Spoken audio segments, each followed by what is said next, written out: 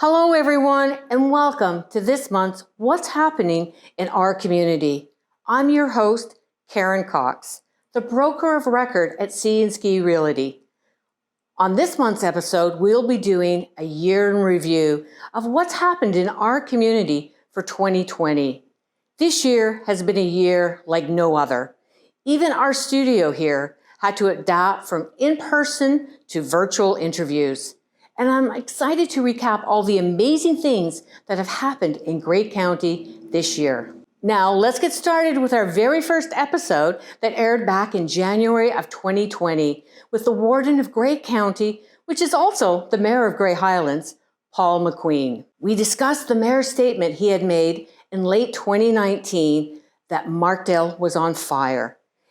And that was in relation to all the developments that were on the way or were happening in Markdale, such as the new housing developments that are being planned for Markdale, considering that we haven't had one for almost 25 years. And Paul also talked about how proud of the community was for raising $13 million toward the new hospital to be built and the plans to move forward with this build. We also discussed other exciting topics like saving the Beavercrest School and Grey Gables. Turning them both around from closing the school to plans to build a new school and the application for new long-term care beds, thus keeping Grey Gables in our community. With the new commercial development of the new Foodland in Tim Hortons, this also provides more local employment opportunities, thus making a more viable downtown area. In our second episode, we sat down with Larry Leche, the president of Sunfield Homes, to discuss about the new housing development, Markdale Highlands. We started off by the discussion by learning the history of Sunfield Homes and how they've been in business for 50 years. After finding out more about their history, we dug into why they chose Markdale to build, and the big part of that reason was because they found out about the demand for the retirement lifestyle homes. We knew the development was going to be right next to the golf course and the curling club, situated in a great location, but we wanted to know why these townhomes were going to be like, and we found that out. Are townhomes that are bungalow in nature, so living space is on the first floor, kitchen, family room, and 2 bedrooms. So you have everything on the first floor that you would need. Laundry? And laundry. Good one. 2-car garage or 1-car garage? 2-car garage for the most part. There is a model with a 1-car garage which gives you a slightly larger footprint on the first floor. But most of the models have 2-car garages, 2 bedrooms, laundry in the main, and kitchen family room. What they do have is an unfinished basement, some of them. Who needs more room could easily get one of our models that has that same model with a finished basement. And that gives them 4 bedrooms. It gives them a separate family room in the lower level as well. And that happens to be something that I know when I used to ski and had a home up here, we used to like that very much, having 2 separate family rooms. So the kids would play in the downstairs family room, and the adults would be upstairs and having their own company. In other exciting news about the development, the shovels were in the ground back in October and the build is underway. If you want to find out more details about what Markdale Highlands is all about, check out our full episode 2 of What's Happening on our website.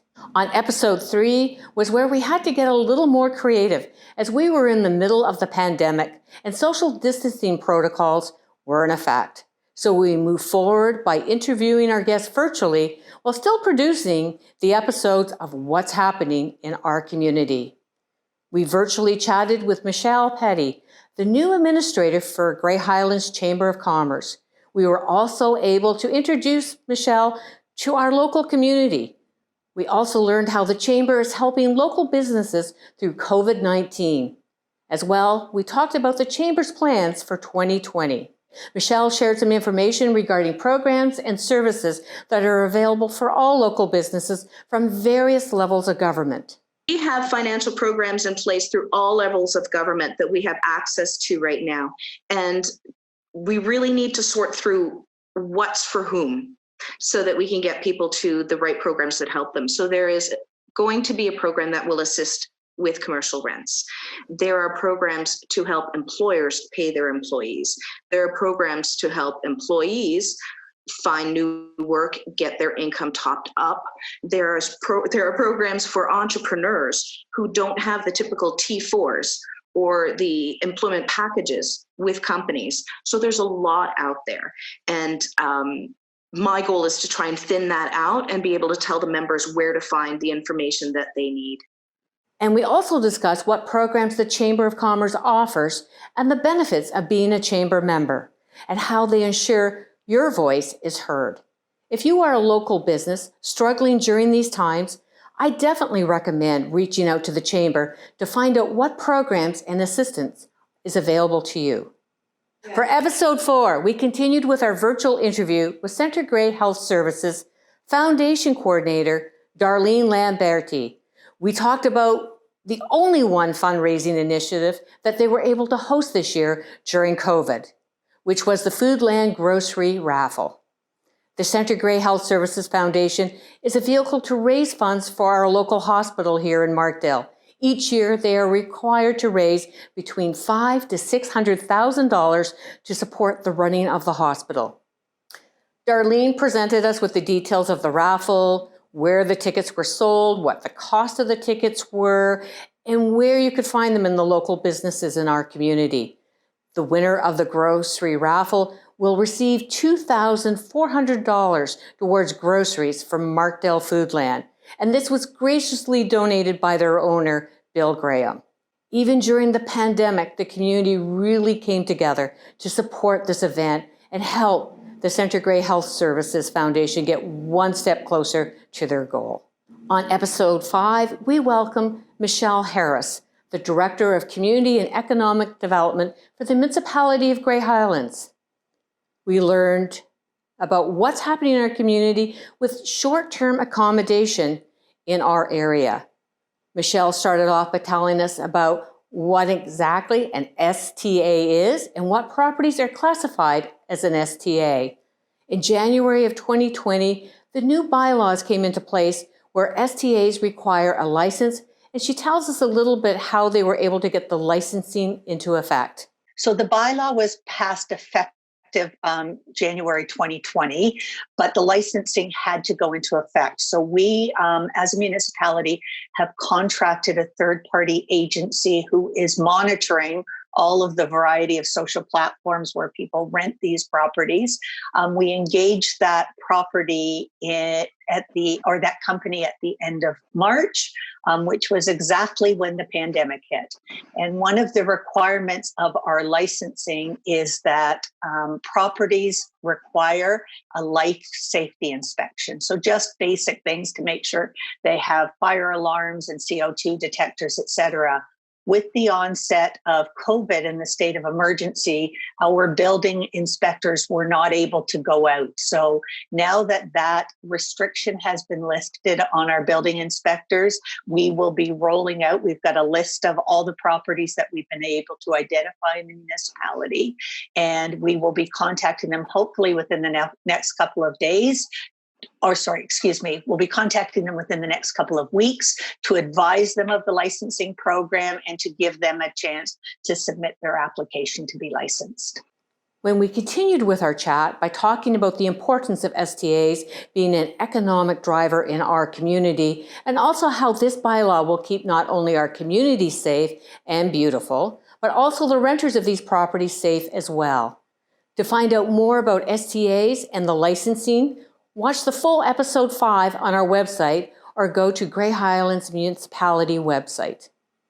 We sat down with Heather Aljo, the Marketing and Communication Specialist for Grey County Tourism, on episode 6, where we discussed #Rediscover Grey contest and the new outdoor activity map. Each week, the contest featured businesses from different municipalities and encourage members of the community to explore their own backyard by shopping locally and supporting small businesses. Heather talked to us about how more than ever, local businesses need our support. And this is an important economic development and tourism initiative for our community. We also learned a little bit more about their outdoor activity map. So our outdoor activity map is really fun. Us here in the tourism department sort of took that on as soon as things started to open up, and there's sort of two purposes. One, obviously, to let everyone, the residents, know what's open. So in the beginning, a lot of the parks were closed and the playground equipment was off limits until just last week. So we had all of that information in there. But as you may be seeing, I know a lot of your work takes place in the Beaver Valley, is some places are getting quite busy. A lot of folks really were, we've been cooped up for a while, and suddenly things started to look better in Ontario, especially here in Grey Bruce, in terms of the pandemic. And the weather got nice all at one time. So it was sort of a perfect storm, and people were out wanting to explore. And some of our locations, I don't think it's a big secret, Hoggs Falls, Eugenia Falls, we're getting really, really busy with visitors. So we have open, closed, and we also have a caution message on some of those, just to let people know when they're planning ahead that location might be really busy, particularly on a Saturday or Sunday afternoon, on a sunny day. So they can look at that and say, well, if that place is going to be busy, where else can we go? What are the other locations? And you had mentioned, even being a resident of Chatsworth, there were some locations that you didn't necessarily know about. And that's what we're really trying to do here, is give other options that maybe aren't so popular but are just as wonderful and close by, to disperse some of the traffic and some of the hikers and the paddlers to different areas. I mean, Grey County is huge and we have so much beauty and lots of options.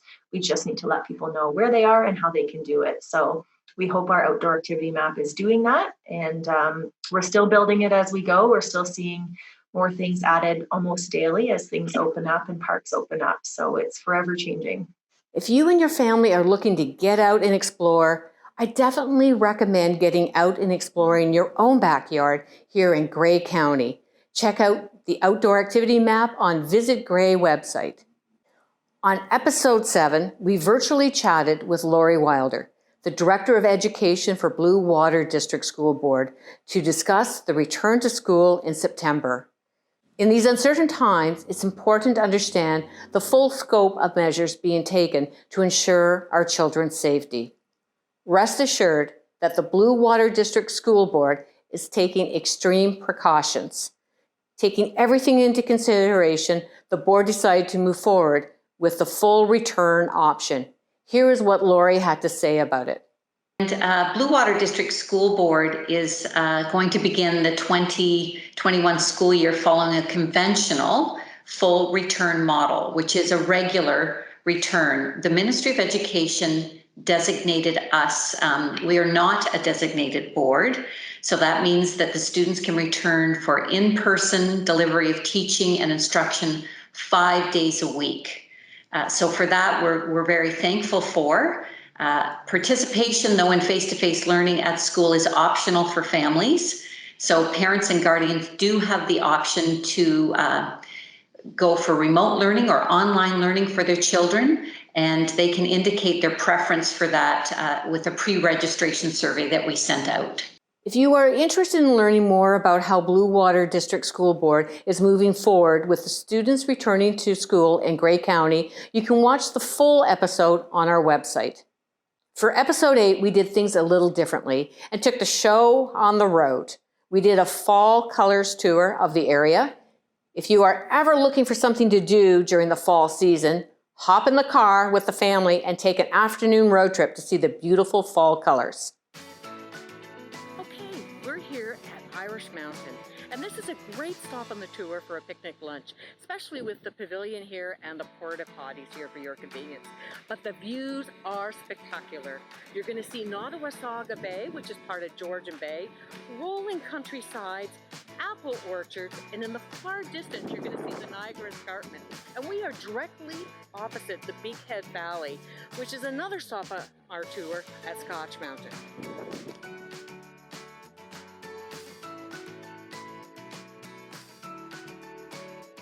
So to see the full tour, you can see it on our website or take the trip yourself and you'll see for yourself the beautiful colors we have here in the fall. Episode 9 was a little different. we had our own marketing team member, Ashley Warrington, join us to talk about her experience representing Grey County on the Miss Universe Canadian National Stage. We talked about how competing in pageants or being ambassadors of the fair competitions can also be so beneficial to not only build your self-confidence and public speaking skills, but also gives you the opportunity to really get involved and be a leader in your community. Not only was Ashley in the top 40 in all of Canada, but she also received the Leadership Award, an award given to the delegate who best demonstrates what it's meant to be a leader, both in the competition and in their community. If you have any questions about competing in a pageant or becoming an ambassador, I know Ashley would be more than happy to talk with you about it and maybe even give you a few pointers. On episode 10, we had the opportunity to speak with Gary Sims, the CEO for Grey Bruce Health Services, about the new Markdale Hospital. And we were excited to hear that they are at stage 4.2, which is one of the final stages. In that stage, they have identified their choice of a contractor to build the new hospital, and they have submitted that to the ministry for their approval. After they receive the approval from the ministry, we should start to see the build in the spring of 2021. Gary estimates that the build should take between 18 to 24 months to complete.